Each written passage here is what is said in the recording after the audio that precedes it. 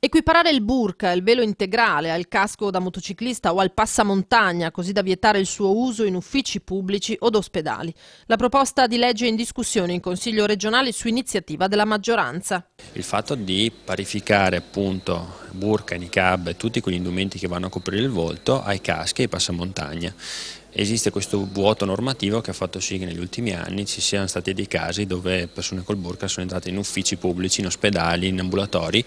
Questa è una cosa che non va assolutamente tollerata per una questione di sicurezza e anche per la dignità della donna. Esiste un vuoto normativo a livello statale su questo tema e per questo motivo il Veneto si appella a Roma. È una richiesta che va anche nell'ordine di togliere delle disparità che ci sono tra i cittadini. A nessuno è permesso di girare con il passamontagna o di entrare negli uffici con il passamontagna, agli italiani non è permesso.